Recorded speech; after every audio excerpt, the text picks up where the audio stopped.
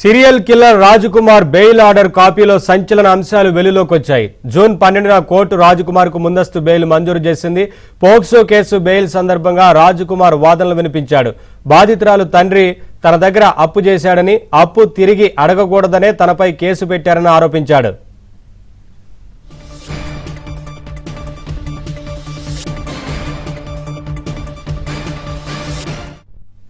Updates మా correspondent Shashi live ద్వారా అందిస్తారు. శశి, సీరియల్ కిల్లర్ రాజ్కుమార్ పై మే నెలలో ఎఫ్ఐఆర్ నమోదైంది. 2011, 2026 ఈ నంబర్తోనే ఎఫ్ఐఆర్ నమోదైంది. సో అనంతరం తాను ఫోక్సో కేసు తన మీద నమోదైంది కాబట్టి అబ్స్కాండింగ్లో ఉంటూనే ముందస్తు బెయిల్ కోసం ఆయన ప్రయత్నాలు కొనసాగించాడు. సో ఇందులో భాగంగానే ముందస్తు బెయిల్ కోసం ప్రయత్నాలు కొనసాగించినప్పుడు అందుకు సంబంధించినటువంటి లాయర్ వాదనల సమయంలో కొన్ని ముఖ్యమైనటువంటి అంశాలను ఆయన ప్రస్తావించడం జరిగింది. ఆ అంశాలను దృష్టిలో ఉంచుకునే కోర్టు రాజ్కుమార్కు ముందస్తు బెయిల్ మంజూరు చేసినట్టుగా ప్రస్తుతం మనకు ఈ బెయిల్ ఆర్డర్ను చూస్తే చాలా స్పష్టంగా అర్థమవుతుంది. ప్రధానంగా ఇట్లు బాధితురాలకు సంబంధించినటువంటి తల్లి ఆరోపిస్తున్నటువంటి వివరాల ప్రకారం ఆమె కంప్లైంట్ చేసేటప్పుడు తన కుమార్తెను రాజ్కుమార్ నిత్యం వేధిస్తూ ఉన్నాడు, ఫోన్లో మాట్లాడాలంటూ కూడా ఇబ్బందులు పెడుతూ ఉన్నాడు. మరోవైపు కాలేజీకి వెళ్ళేటటువంటి సమయంలో ఆమెను వెంబడించడంతో పాటు భయభ్రాంతులకు గురి చేస్తున్నాడు అనేది ఆమె ఎఫ్ఐఆర్లో కంప్లైంట్లో పేర్కొన్నటువంటి అంశం. ఇదే కాకుండా మే 16వ తేదీ బాలిక ఇంటర్మీడియట్ పరీక్షల కోసం వెళ్తున్నటువంటి సందర్భంలో పరీక్షలు రాసి తిరిగి బయటకు వచ్చిన తర్వాత బాలికను బలవంతంగా తీసుకెళ్లేటటువంటి ప్రయత్నం చేశాడు. ఆ సందర్భంలో తాను అడ్డుకున్నానంటూ కూడా ఆమె కంప్లైంట్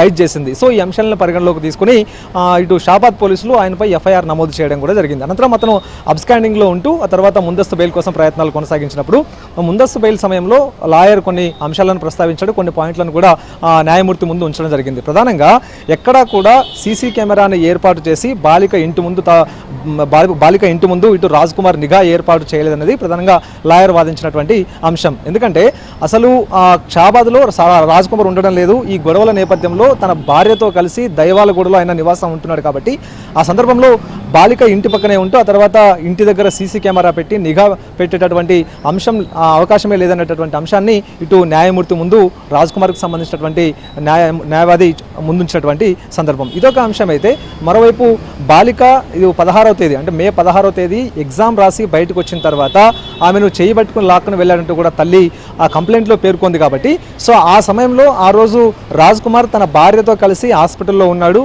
సో అలాగే ఈ తరహా ఘటనగా పాల్పడేటటువంటి అవకాశం లేదు అన్నది ఇటు లాయర్ వాదించినటువంటి అంశం.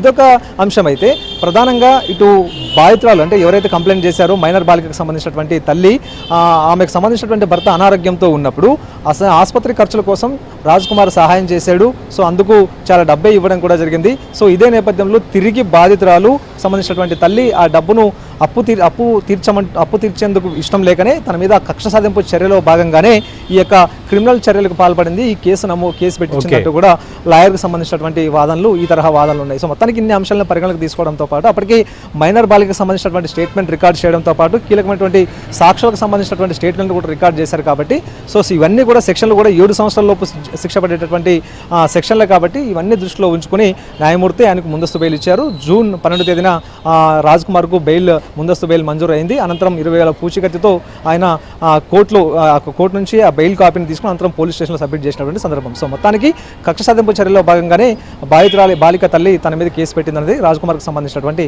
వాదన. ఓకే.